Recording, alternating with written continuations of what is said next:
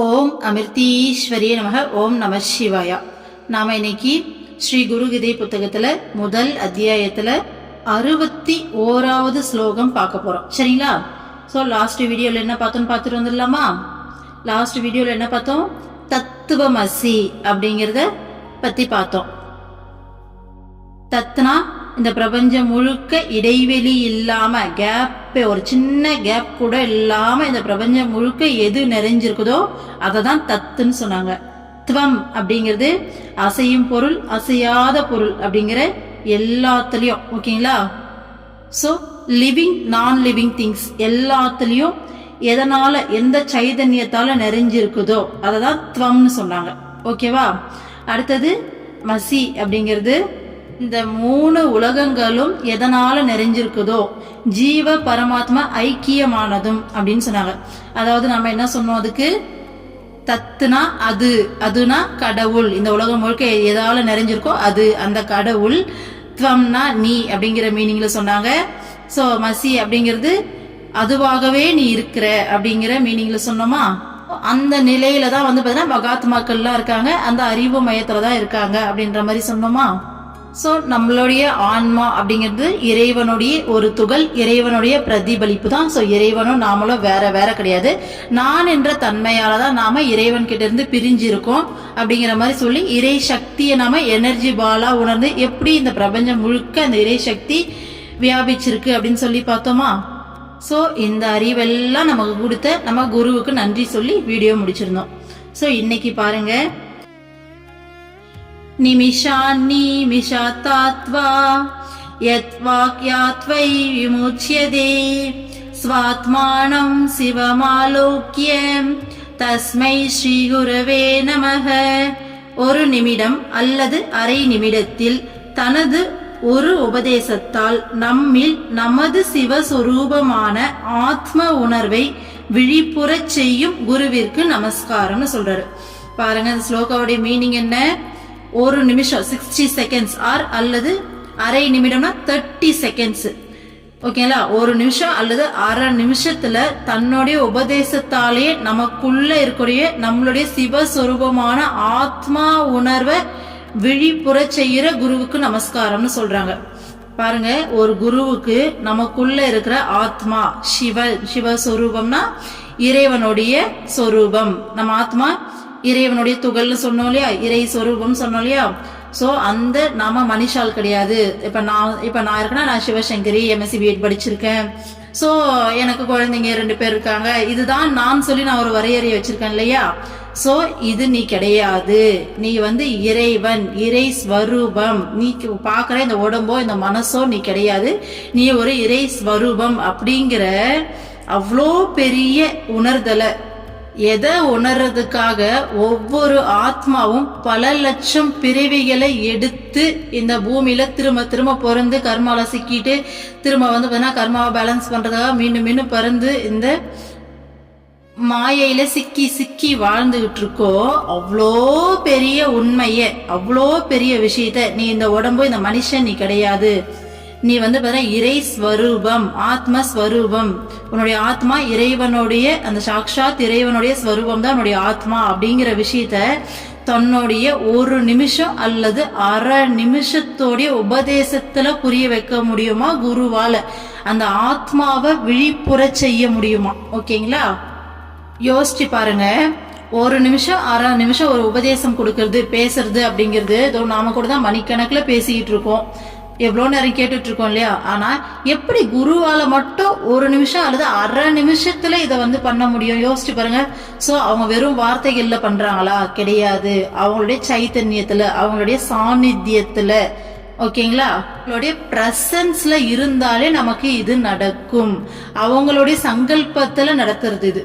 அம்மா ஒரு ஜீவனுக்கு தன்னை உணர வைக்கணும்னு முடிவு பண்ணிட்டாங்கன்னா, இவங்க சொல்ற மாதிரி ஒரு நிமிஷம் அல்லது அரை நிமிஷம் போதும், ஏன் ஒரு செகண்ட் போதும். உண்மையை சொல்லணும்னா அம்மா சங்கல்பம் பண்ணிட்டாங்க. அம்மா நிலை எல்லா குருமார்களும், சத் குருமார்கள் சங்கல்பம் பண்ணிட்டாங்க, ஒரு ஜீவனுக்கு உண்மையை புரிய வைக்கணும்னா அந்த ஒரு செகண்ட்ல அவங்களுக்கு முக்தி கொடுக்க முடியும். அதனாலதான் குருவை அடிக்கடி போய் பார்க்கணும், அவங்களுடைய சாநித்தியத்தில் நம்ம இருக்கிறதே அவ்வளோ பெரிய பாக்கியம். குருவுடைய பார்வை நம்ம மேல பட்டா அது பல கர்மாக்களை கழிக்கும், நம்மளுடைய ஆத்மாவை சுத்தப்படுத்தும். அந்த மாதிரி குருவுடைய ஒவ்வொரு பார்வைக்கும் ஒவ்வொரு அசைவுக்கும் குரு கிட்ட நம்ம போயிட்டு வரும்போது நடக்கக்கூடிய ஒவ்வொரு செயலுக்கும் 1000 அர்த்தம் இருக்கு, 1000 விஷயம் அதுல நமக்கு தெளியும். நம்ம ஆத்மா நாளுக்கு நாள் பார்த்தீங்கன்னா தெளிஞ்சு பிரகாசம் அடையும். சரிங்களா? ஸோ குரு அப்படிங்கிறவங்க அவ்வளோ ஸ்பெஷல். கடவுளுக்கு கூட இல்லாத ஒரு ஸ்பெஷல் பார்த்தீங்கன்னா குருவுக்கு இருக்கு. கடவுள் குருவா வரும்போது தான் நம்மளை உண்மையாலுமே இந்த மாதிரி வழி நடத்தி நம்மளை இந்த பிறவி பெருங்கடல்லேருந்து மீட்டு கொண்டு போக முடியும். அதுக்காக தான் குரு வடிவத்தில் வருது. ஸோ அடுத்த ஸ்லோகா பாருங்க. சைத்தன்யம் சாஸ்வதம் சாந்தம் வியோமாதீதம் நிரஞ்சனம் நாத பிந்து கலாதீதம் தஸ்மை ஸ்ரீ குரவே நமஹ.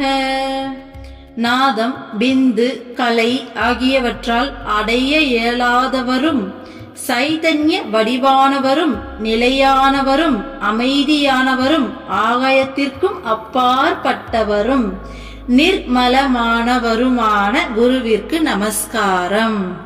பாருங்க குருவை எப்படி சொல்றாங்க பாருங்க. அவருடைய அந்த தன்மைய, குருனா யார் அப்படிங்கறத எப்படி சொல்றாங்க பாருங்களேன். நீங்க நினைக்கலாம் குரு எப்படியாப்பட்டவரனா இருக்கட்டும், நம்ம ஏன் இதெல்லாம் கேட்கணும், நம்ம அவர்கிட்ட போறோம், நம்ம நம்மளே திருத்திக்கிறோம், நம்ம உள்ளார்ந்து பாத்துக்கிறோம், நிறைய விஷயம் சொல்லி தராங்க, நம்மளை திருத்திக்கிட்டு நம்ம ஏறி போயிடலாம் இல்லையா, நம்ம ஏன் இதெல்லாம் கேட்கணும்னு நீங்க நினைக்கலாம். இதெல்லாம் கேட்கறதே ஒரு பாக்கியம். இப்போ நம்ம ஒரு லலிதா சகஸ்ரநாமம் ஏன் படிக்கிறோம்? தேவியுடைய 1000 நாமங்களை நாம புகழ்ந்து டெய்லி படிக்க படிக்க படிக்க எப்படி பாத்தீங்கன்னா நம்ம எப்படி சொல்றது, ஆன்மீக முன்னேற்றம் ஏற்படும் சொல்லி அம்மாவே சொல்லியிருக்காங்க. ஓகேங்களா? சோ அதை படிக்க படிக்க எப்படி நமக்கு ஆன்மீக முன்னேற்றம் ஏற்படுதோ அந்த மாதிரி குருவோடைய இந்த புகழ்களை, குரு ஃபர்ஸ்ட் நமக்கு குருனா யாரு, எப்பேற்பட்டவங்கன்னு சொல்லி தெரியும் போது நாம குரு கிட்ட எப்படி நடந்துக்கணும் அப்படிங்கிறது நமக்கு தெரியும். அடுத்தது நம்ம யாரு அப்படிங்கறதே அம்மா இதுல எவ்வளோ என்ன சொல்றது, குருவுடைய புகழிலே நிறைய விஷயம். நம்ம சாதாரண மனிதன் கிடையாது, நம்ம ஆத்மா, இறைவனுடைய துகள் அப்படிங்கிற விஷயங்கள் எல்லாத்தையும் சொல்லி கொடுக்குறாங்களா. அதுக்கும் மேல இதை கேட்கறது அப்படிங்கிறதே மிக பெரிய பெரிய பெரிய பெரிய பாக்கியம். யாரெல்லாம் என்ன சொல்றது, குருவுடைய சங்கல்பம் இல்லாம இதை கேட்க முடியாது. குரு யார் ஒருத்தர் இதை கேட்கணும்னு சொல்லி முடிவு பண்றாங்களோ அவங்களால மட்டும்தான் நிஜமா இதை கேட்க முடியும். இது அவ்வளோ பெரிய பாக்கியம்.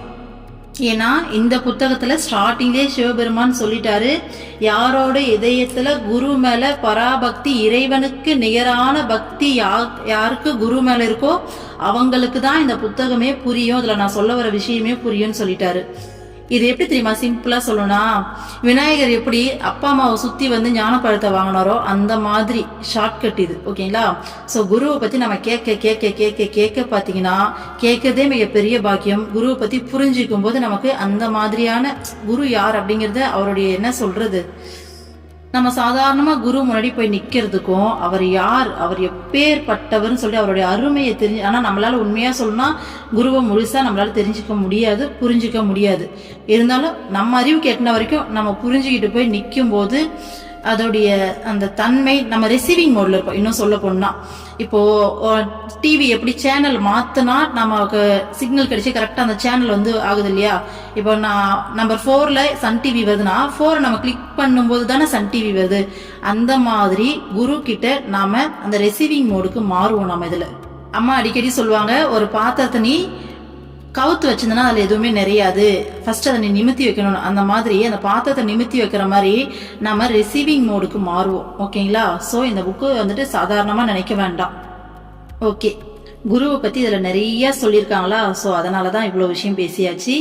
இப்போ இதுல என்ன சொல்லியிருக்காங்கன்னு சொல்லி பார்க்கலாமா? ஒன்னா பார்க்கலாம். நிறைய விஷயம் சொல்லியிருக்காங்க. ஃபர்ஸ்ட், நாதம், பிந்து, கலை ஆகியவற்றால் அடைய இயலாதவரும் சொல்லியிருக்காங்க. ஸோ ஃபர்ஸ்ட் நாதம், பிந்து, கலைனா என்னன்னு சொல்லி பார்க்கலாமா?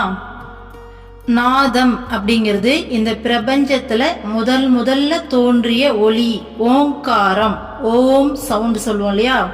ஸோ அதுதான் நாதம் அப்படின்னு சொல்றாங்க. பிந்து அப்படிங்கிறது, இப்போ நாதம் அப்படிங்கிறது ஒலி அப்படின்னா இந்த குண்டு லா போடும் சவுண்ட் சொல்றோமா. சோ இந்த பிந்து அப்படிங்கிறது பாத்தீங்கன்னா ஒலி, இந்த பெரிய லா போடுவோம் இல்லையா. சோ லைட், இந்த பிரபஞ்சத்துடைய ஆற்றல் மையம், அந்த ஒளி புள்ளி, ஒளி மையம்னு சொல்றோம் இல்லையா, அத சொல்றாங்க. சோ மூணாவது என்ன சொன்னோம், நாதம் பிந்து கலை அப்படிங்கிறது இந்த நாதமும் பிந்துவும் சேரும் போது பிரபஞ்சத்துடைய படைப்பை சொல்றாங்க. ஓகேங்களா? ஸோ இப்போ நாம எடுத்துக்கிட்டோம்னா பிரபஞ்சத்துடைய படைப்பு தான் இல்லையா? ஸோ இதெல்லாம் பெரிய பெரிய தத்துவம். ஓகேங்களா? இந்த மூணு ஒன்றிணையும் போது ஒரு மனிதன் ஞானம் அடைகிறான் அப்படின்னு சொல்றாங்க. ஓகேங்களா? ஸோ இந்த தத்துவத்தெல்லாம் தனித்தனியாக எக்ஸ்பிளைன் பண்ணால் இது பெரிய பெரிய டாப்பிக்காக போகும். ஸோ அவ்வளோ பெரிய விஷயங்கள் இதெல்லாம். ஆனால் இங்கே என்ன சொல்ல வராங்கன்னு சொல்லி நம்ம பார்ப்போமா? சிம்பிளா சொன்னோம்னா இது பிரபஞ்ச ரகசியம், பிரபஞ்ச தத்துவமே இதுதான். இந்த நாதம் பிந்து ஒளிங்கிறது தான் பிரபஞ்ச தத்துவமே. பிரபஞ்சம் எந்த விதத்துல உருவாச்சு, எந்த விதத்துல செயல்பட்டுகிட்டு இருக்கு, எந்த விதத்துல தன்னை வெளிப்படுத்திக்கிட்டு இருக்கு அப்படிங்கிற பிரபஞ்ச ரகசியம் தான் இந்த நாதம் பிந்து கலை அப்படிங்கிறது. இங்க என்ன சொல்றாங்கன்னா, நாதம் பிந்து கலை ஆகியவற்றால் அடைய இயலாதவரும், அப்படியாப்பட்ட பிரபஞ்ச ரகசியத்தாலேயே அடைய இயலாதவரா யாரு? குரு. ஓகேங்களா? அப்ப குருவை எப்பேற்பட்டவர்னு சொல்றாங்க பாருங்க. இந்த ஒட்டுமொத்த பிரபஞ்ச ரகசியமே இவ்வளவுதான். இந்த நாதம் பிந்து கலை அப்படிங்கிறது தான் அந்த பிரபஞ்ச ரகசியத்தாலேயே அடைய முடியாதவராமா. ஓகேங்களா? சைத்தன்ய வடிவானவரும், சைத்தன்ய வடிவம் அப்படிங்கிறது பியூர் கான்சியஸ்னஸ். ஓகேங்களா? நமக்கு புரியுற மாதிரி சொல்லனா பிரம்மம்னு சொல்லலாமா? ஓகேங்களா? அந்த கான்சியஸ்னஸ் எங்கேயுமே வியாபிச்சிருக்க அந்த கான்சியஸ்னஸ். நாம நேத்து வீடியோல பார்த்தோம் இல்லையா, இறை சக்தியை உணர்ந்தோம் இல்லையா, எனர்ஜி பால் வடிவத்துல. சோ அது இறைவனுடைய சக்தி. அம்மா பிரம்மம் சக்தின்னு ரெண்டா பிரிப்பாங்க, நம்ம அருள்மொழிகள்ல கேட்போம் இல்லையா. சோ அந்த பிரம்மத்தை தான் பியூர் கான்சியஸ்னஸ்னு சொல்றாங்க. அந்த பிரம்மத்தோடைய சக்தியோடைய வெளிப்பாடுகள் தான் இந்த கடவுள் ஸ்வரூபம். ஓகேங்களா? மகாத்மாக்களுடைய வெளிப்பாடு எல்லாமே. ஓகேங்களா? அந்த பியூர் கான்சியஸ்னஸ் தான் சைத்தன்ய வடிவம்னு சொல்றாங்க. அந்த சைத்தன்ய வடிவமா இருக்கிறவர் தான் குரு. நிலையானவரும். குரு அப்படிங்கிறவரு எப்பயுமே நிலையானவர். இன்னைக்கு இருக்காரு, நாளைக்கு இல்லைன்னு கிடையாது. இப்ப நம்ம எவ்வளோ ஜீவசமாதி பாக்குறோம். எத்தனையோ 100 வருஷத்துக்கு முன்னாடி ஜீவசமாதி ஆனவங்களுடைய ஜீவசமாதிக்கு போகும்போது கூட அவங்களுடைய பிரசன்ஸ, அந்த வைப்ரேஷனை நம்மளால முழுமையா உணர முடியும். அவங்க கிட்ட நம்ம முழுமையா உண்மையா அந்த என்ன சொல்றது ரிசீவிங் மோட்ல எப்படி ஆண்டனாவை திருப்பி அந்த கரெக்டா ஃப்ரீக்வன்சி அட்ஜஸ்ட் பண்ணும்போது ரேடியோ சேனல் ஒர்க் ஆகுமோ, சேனல்ல மாற்றும் போது அந்த மாதிரி நம்ம அந்த ரிசீவிங் மோட்ல கரெக்டான மைண்ட் செட்ல வாங்கிக்கிற தன்மையில போயிட்டு நம்ம அங்க அணுகும் போது, அவங்கள வணங்கும் போது அவங்களுடைய அந்த அந்த சைத்தன்யத்தை நம்மளால அங்க முழுமையா உணர முடியும் இல்லையா? சோ அதுதான். அப்போ அந்த சித்தர் அன்னைக்கு வாழ்ந்தாங்க, இன்னைக்கு இல்லைன்னு கிடையாது. அவங்களுடைய சைத்தன்யம் எப்பயுமே எல்லா இடத்துலயும் நிறைஞ்சு இருக்கு. சரிங்களா? அதுதான் நிலையானவரும். ஏன்னா குரு அப்படிங்கிறவங்க இறைவனுடைய அவதாரம் அப்படின்னு சொல்றோம் இல்லையா? சோ இறைவன் எப்பயுமே நிலையானவர் தானே. அர்ஜுனன் கிருஷ்ணாவை பார்த்து மகாபாரதத்துல அந்த பகவத்கீதையில கேட்பாரு, உங்களுடைய அம்மா, உங்களுடைய பெத்த பயாலஜிக்கல் மதர் உயிரோட இருக்காங்க. ஓகேங்களா? சோ அப்படி இருக்கும்போது நீங்க இப்பதானே பிறந்து வளர்ந்து வந்திருக்கீங்க, நீங்க எப்படி சூரியனுக்கும் பழமையானவர்னு சொல்றீங்க அப்படின்னு சொல்லி கேட்பாரு. அப்பதான் கிருஷ்ணா சொல்வாரு, நான் எப்பயுமே நிலையா இருக்கேன், எப்போ பார்த்தாலும் நான் என்ன பண்றேன், அவதாரம் எடுக்கிறேன்னு சொல்லுவாரு. எப்பெல்லாம் தேவையோ அப்பெல்லாம் நான் இங்க அவதாரம் எடுத்துக்கிட்டு இருக்கேன். சோ இந்த உடல்ல நான் இப்ப வந்ததால நான் இப்பதான் இருக்கேன்னு கிடையாது, நான் எப்பயுமே எங்கேயுமே நிறைஞ்சு நிலையா இருக்கவன். சோ அதனாலதான் சூரியனுக்கும் பழமையானவன் நான் அப்படின்னு சொல்வாரு. ஓகேங்களா? சோ அதுதான் குருமார்கள் அப்படிங்கிறவங்க, சத்குருக்கள் இறைவனுடைய அவதாரம் இல்லையா? சோ இறைவன் எப்பயுமே இந்த உலகத்துல நிறைஞ்சு இருக்காரு இல்லையா? சோ அவர்கிட்ட இருந்து உருவானது தானே இந்த உலகமே. சோ நிலையானவரும், அமைதியானவரும், எப்பயுமே அந்த ஆழ்ந்த அமைதியில மூழ்கி இருக்கவங்க அமைதியானவரும், ஆகாயத்திற்கும் அப்பாற்பட்டவரும், நிர்மலமானவரும். ஓகேங்களா? சோ இந்த அவங்களுக்கு அந்த எல்லை சொல்ல முடியாது இல்லையா குருவுக்கு. சோ இந்த ஆகாயம் வரைக்கும் அப்படிங்கறதெல்லாம் கிடையாது, அந்த ஆகாயத்துக்கும் அப்பாற்பட்டவர். ஏன்னா இந்த பிரபஞ்சம் முழுக்க வியாபிச்சிருக்குவாங்க. ஓகேங்களா? அடுத்து நிர்மலமானவரும். நிர்மலமானவர் அப்படின்னா பியூர். ஓகேங்களா? Pure form. இறைவன் அப்படிங்கிறவரு ஒரு பியூர் ஃபார்ம் இல்லையா? சோ இறைவனுடைய அவதாரம் தானே குரு.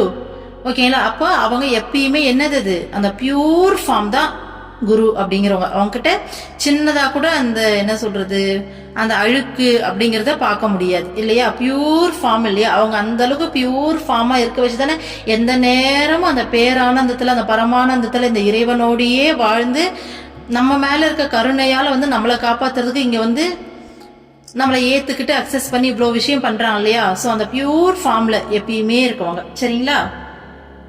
சோ குருவுடைய தன்மைகளை சொல்றாங்க. இன்னொரு டைம் படிக்கிறேன், அப்படியே கேளுங்க. நாதம், பிந்து, கலை ஆகியவற்றால் அடைய இயலாதவரும், சைத்தன்ய வடிவானவரும், நிலையானவரும், அமைதியானவரும், ஆகாயத்திற்கும் அப்பாற்பட்டவரும், நிர்மலமானவருமான குருவிற்கு நமஸ்காரம். குருவுடைய சிறப்புகள், அந்த தன்மை, அவர் யாரு, எப்பேற்பட்டவர்னு சொல்றாங்க. சரிங்களா. சோ அடுத்த ஸ்லோகாவும் அததான் சொல்றாங்க. சோ அடுத்ததுல இன்னும் என்னெல்லாம் இருக்குன்ற மாதிரி சொல்லியிருக்காங்க, பார்க்கலாம் வாங்க.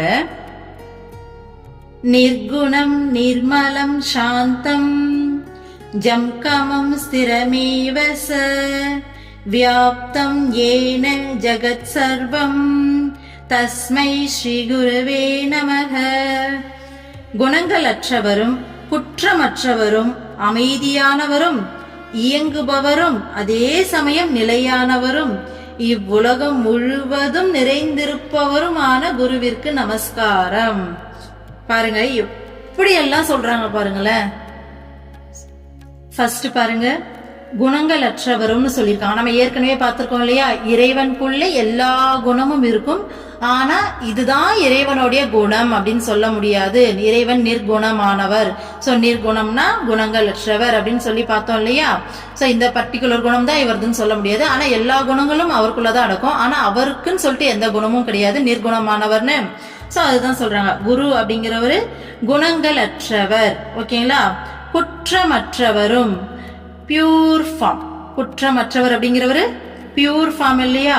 குரு அப்படிங்கிறவர்கிட்ட ஒரு சின்னதா கூட ஒரு குற்றம் கண்டுபிடிக்க முடியாது இல்ல. ஏன்னா அவரு இறைவனுடைய ஸ்வரூபம். குரு எப்படியாப்பட்டவங்கன்றது குரு கிட்ட இருக்கிறவங்களாலதான் அதை உணர முடியும். அவர்கிட்ட ஏதாச்சும் குற்றம் அப்படிங்கறத சொல்ல முடியுமா? யோசிச்சு பாருங்க. அவருடைய ஒவ்வொரு செயலும் ஒவ்வொரு அசைவும் பாத்தீங்கன்னா அவருடைய பக்தர்களுக்காகவே வாழக்கூடிய ஒரு தூய்மையான ஒரு என்ன சொல்றது இறை ஸ்வரூபம் இல்லையாது. சோ அதுகிட்ட குற்றம் அப்படிங்கறதே இருக்காது. அமைதியானவரும் இயங்குபவரும். சோ அமைதியானவர். ஓகேங்களா. சோ நீங்க குருமார்களை பாத்தீங்கன்னா தெரியும், ரொம்பலாம் சத்தம் போட்டு அலட்டிட்டு நீ இதை செய்யல நீ இதை பண்ண அப்படியெல்லாம் இருக்கவே மாட்டாங்க. அப்படியே அமைதியா இருப்பாங்க. அவங்களுடைய இருப்பு, அவங்களுடைய அந்த சாநித்தியமே எல்லா விஷயத்தையும் போய் செய்யும். ஓகேங்களா. சோ எந்த நேரமும் அந்த அமைதியிலே இருப்பாங்க. கொஞ்சம் சத்தம் போட்டு பேசுறாங்க எதுனா பண்றாங்க அப்படின்னா கூட அது ஒரு நடிப்பா பண்ணுவாங்க மத்தவங்களுக்காக. இப்போ அந்த இடத்துல ஒருத்தருக்கு புரிய வைக்கணும் அப்படிங்கிறதுக்காக சும்மா பண்ணுவாங்களே தவிர அடுத்த செகண்ட் அவங்க அந்த அமைதிக்கு திரும்ப போயிடுவாங்க. ஓகேங்களா. சோ எப்பயுமே அந்த ஆழ்ந்த அமைதியில மூழ்கி இருக்கவங்க. அதே மாதிரி பாருங்க, அடுத்தது இயங்குபவரும் அதே சமயம் நிலையானவரும். ஓகேங்களா. ஃபர்ஸ்ட் இயங்குபவர்னா குரு இந்த உடல்ல இயங்கிக்கிட்டு தானே இருக்காங்க. ஓகேங்களா. இந்த உடல்ல மட்டும் இல்லாம என்ன உருவமா மட்டும் இல்லாம அருவமாவும் நம்ம இப்போ இங்க இருக்கேன் அப்படின்னா என்ன ஒவ்வொரு செகண்டும் எனக்குள்ள இருந்து என்ன பேச வைக்கிறது என்னுடைய குரு தான் இல்லையா. சோ அருவமாவும் இயங்குறாங்க, உருவமாவும் அம்மா அங்க ஆசிரமத்துல இயங்கிக்கிட்டு தான் இருக்காங்க. அதே சமயம் பாத்தீங்கன்னா இயங்குறாங்கன்னா எந்த நேரமும் அந்த ஷேக்கிங்ல மூவிங்ல இருந்தாலும் நிலையானவரும் எந்த நேரம் அந்த நிலைத்த தன்மையில இருக்கவங்க. லாஸ்ட் ஸ்லோகால நிலையானவரும் அப்படிங்கிறதுக்கு மீனிங் நம்ம என்ன பார்த்தோம், எப்பயுமே நிலையா இருக்கவங்கன்னு பார்த்தோமா. இந்த இடத்துல என்ன மீன் பண்றாங்கன்னா இயங்குபவரும் அதே சமயத்தில் நிலையானவரும்னு சொல்லியிருக்காங்க. சோ இந்த இடத்துல என்ன மீன் பண்றாங்கன்னா இப்போ நம்ம இப்படி எடுத்துக்கலாம். இப்ப பிரம்மம் எப்பயுமே நிலையா இருக்கும், அதோட சக்தி என்ன பண்ணும் இயங்கிக்கிட்டே இருக்கும் இல்லையா. அந்த மாதிரி சத்குருமார்கள் எந்நேரமும் அந்த பிரம்மத்துல நிலையாவே இருப்பாங்க. அதே சமயம் அவங்களுடைய உடல்ல அதே மாதிரி அருவமாவும் எந்நேரமும் இயங்கிக்கிட்டும் இருக்காங்களா. சோ அதுதான் ஒரே சமயத்துல இயக்கமும் அவங்க கிட்ட இருக்கும், அந்த நிலையான தன்மையும் அவங்க கிட்ட இருக்கும். ஓகேங்களா. சோ அததான் சொல்றாங்க, இந்த உலகம் முழுவதும் நிறைந்திருப்பவரும். ஓகேங்களா. சோ இந்த உலகங்கள் எல்லாத்துலயும் நிறைஞ்சு இருக்கக்கூடிய அந்த குருவுக்கு நமஸ்காரம்னு சொல்றாங்க. ஓகேங்களா. ஓகே, அடுத்த ஸ்லோகா பாருங்க. ச பிதா சசமே மாதா ச பந்து சச தேவதா சம்சார மோகநாசாய தஸ்மை ஸ்ரீ குருவே நமக. எனது தாயும் தந்தையும் உறவும் தெய்வமும் ஆனவரும் சம்சார மோகத்தை அழிப்பவருமான குருவை நான் வணங்குகிறேன். ஓகேங்களா? சோ இந்த ஸ்லோகல என்ன சொல்றாங்க? என்னோட தாயும் தந்தையும் உறவும் தெய்வமும் ஆனவரும். சோ குருவை சொல்றாங்க, என்னுடைய தாயும் தந்தையும் உறவும் தெய்வமும் ஆனவர் குரு அப்படின்னு சொல்லிட்டு. அப்போ குருதான் என்னோட தாய், குருதான் என்னுடைய தந்தை, குருதான் என்னுடைய உறவு, குருதான் என்னுடைய தெய்வம். குரு வழிபாட்டுல இருந்து குரு கூட நல்லா அந்த ஒரு கனெக்ஷன்ல அந்த பாண்டிங்ல வரவங்களுக்கு இந்த வார்த்தைகளுடைய அர்த்தம் நல்லா புரியும். இது வெறும் வார்த்தை கிடையாது, உண்மையாலுமே ஒரு ஜீவாத்மாக்கு குரு கிடைச்சி குரு கூட அந்த நல்ல ஒரு இணக்கம் வந்துருச்சு, அந்த கனெக்ஷன் கிடைச்சிருச்சு அப்படின்னு வச்சுக்கோங்களேன். எல்லாமே குருதான், எல்லாமே குருதான். நீதான் என் உயிர், நீதான் என் உலகம், நீதான் என் வாழ்க்கை அப்படின்ற மாதிரி ஆயிடும். அப்போ என்னுடைய தாய் நீதான், என்னுடைய தந்தை நீதான், என்னுடைய உறவு நீதான், என்னுடைய இஷ்ட தெய்வம்னு ஒன்று இருக்கும் இல்லையா, அதுவும் நீதான். என் இஷ்ட தெய்வம் தான் குரு ரூபத்துல இப்படி மனுஷ உருவம் எடுத்து வந்து எனக்காக என்னை தூக்கிட்டு போறதுக்காக வந்திருக்கு, உண்மையை புரிய வைக்கிறதுக்காக வந்திருக்கு அப்படிங்கிற ஒரு உணர்வு வந்துடும். சரிங்களா? சோ அவங்களுடைய வாழ்க்கையே எப்படி இருக்குன்னா, என்னுடைய எல்லாமே நீதான், எல்லாமே நீதான், உன்னை தவிர இங்க வேற எதுவுமே கிடையாது அப்படிங்கிற அந்த உணர்வுக்கு நாம வந்துருவோம். ஏன்னா குரு அந்த அன்பாலேயே இந்த நிலைக்கு நம்மளை கொண்டு வந்துருவாங்க. ஃபர்ஸ்ட் இந்த உலகம் மாயை அப்படிங்கறத புரிய வைப்பாங்க. அடுத்தது பற்று எடுப்பாங்க.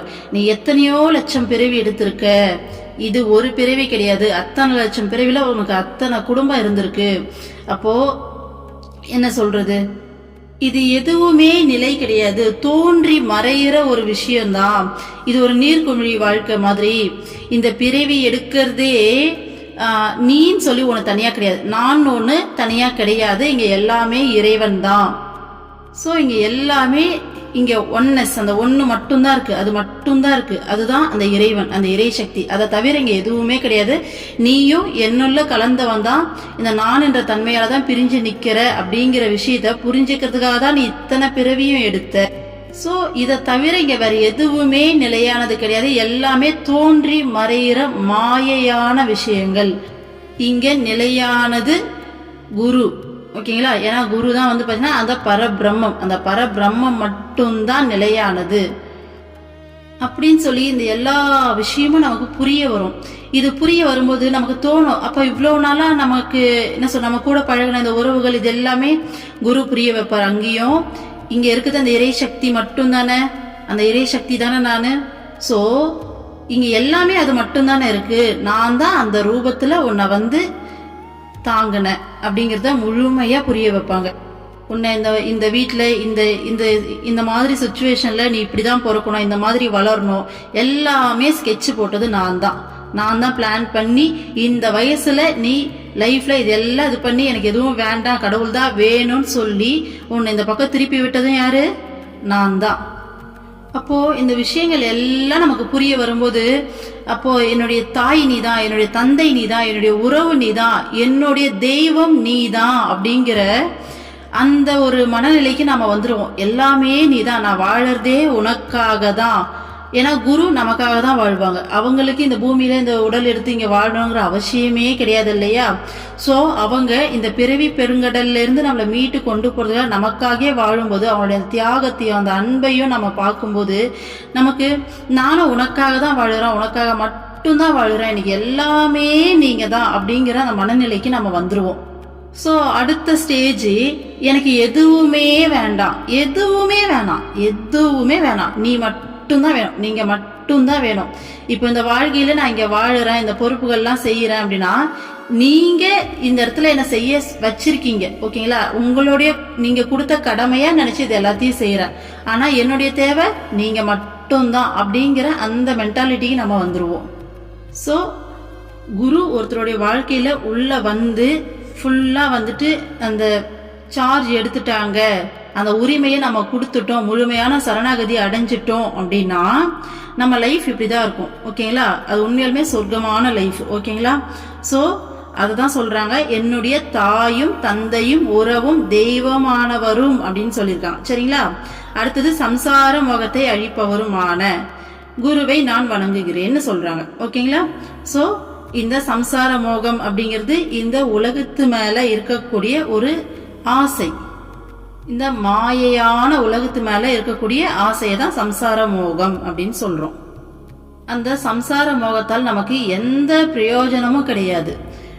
ஒரு ஆசை வரும், அதை நிறைவேற்றுவோம். அடுத்து வந்துட்டு பார்த்தீங்கன்னா ஒரு கொஞ்ச நேரம் சந்தோஷமா இருக்க மாதிரி தெரியும். அடுத்த ஆசை அடுத்த ஆசை அடுத்த ஆசைன்னு சொல்லி இந்த ஆசைக்கு மனசுக்கு வந்து பார்த்தீங்கன்னா ஒரு எண்டே கிடையாது. திரும்ப திரும்ப திரும்ப புதுசு புதுசாக ஏதோ ஒரு ஆசை மனசுக்குள்ள வந்துகிட்டே தான் இருக்கும். நம்ம அது பின்னாடி ஓடிக்கிட்டே தான் இருக்கும். அப்பப்போ சந்தோஷம் கிடைச்சிக்கிட்டே இருக்கும். அப்பப்போ திரும்பவும் பார்த்தீங்கன்னா திரும்ப இன்னொரு ஆசை இன்னொரு ஆசை இன்னொரு ஆசைன்னு சொல்லி வந்துகிட்டே இருக்கும். அந்த ஆசையால் வந்து பார்த்தீங்கன்னா துன்பம் மட்டும்தான் மிஞ்சுமே தவிர இன்பம் கிடைக்கவே கிடைக்காது. நம்ம ஆக்சுவலா நமக்கு உண்மையான இன்பம் தான் தேவை. அந்த உண்மையான இன்பம் இறைவன் கிட்ட குரு கிட்ட தான் கிடைக்கும். ஓகேங்களா? அது தெரியாம அந்த கனநேர இன்பம் தான், அந்த என்ன சொல், ஒரு ஃபிராக்ஷன் ஆஃப் செகண்ட் அந்த சந்தோஷத்துக்காக நம்ம அது பின்னாடி ஓடுறோம். ஆக்சுவலா இறைவனுடைய கிட்ட கிடைக்கக்கூடிய அந்த இன்பத்துக்காக தான் நம்ம மைண்டு நம்ம ஆத்மா எல்லாமே ஏங்குது. அந்த ஏக்கம் ஒரு சில செகண்ட்ஸ் அந்த வெளியில இருக்க சந்தோஷங்கள்ல கிடைக்குது. அந்த செகண்ட்ஸ் கிடைக்கிற சந்தோஷத்துக்கே நம்ம மைண்ட் அது பின்னாடி இப்படி போதே, அப்ப நிரந்தரமாவே அந்த பரமானந்த நிலையில இருக்கக்கூடிய அந்த உண்மை நிலைக்கு எவ்வளவு பவர் இருக்கும் யோசிச்சு பாருங்க. நமக்கு கொஞ்ச நேரம் சந்தோஷம் கிடைக்கிறதையே நம்ம எப்ப பார்த்தாலும் அது பின்னாடியே நம்ம திரும்ப திரும்ப ஓடுறோம் இல்லையா? ஆனா நிரந்தரமான சந்தோஷங்கிறது ஒரு விஷயத்துல கிடைக்குது, எந்த நேரமும் அந்த சந்தோஷம் மட்டும்தான், வேற எதுவுமே கிடையாது அப்படின்னா அந்த நிலை எப்படி இருக்கும்? சோ அதனுடைய ஒரு பிரதிபலிப்பு மாதிரி தான் இதெல்லாம். ஸோ அதனால தான் இது பின்னாடி நம்ம தெரியாம ஓடிக்கிட்டு இருக்கோம். ஸோ அந்த மோகத்தை, அந்த சம்சார மோகத்தை அழிப்பவரான குருவை நான் வணங்குகிறேன்னு சொல்றாங்க. ஓகேங்களா? இந்த மோகம் எப்படி அழியும்னா, உலக பொருட்கள்ல உலக உறவுகள்ல சுத்தி இருக்க எல்லாத்து மேல இருக்க ஒட்டுமொத்த மோகமும் ஒன்னஸ் மாதிரி அந்த குரு மேல ஒருங்கிணைக்கப்படும். ஃபர்ஸ்ட் குரு மேல அந்த மோகம் வரும் நமக்கு. ஓகேங்களா?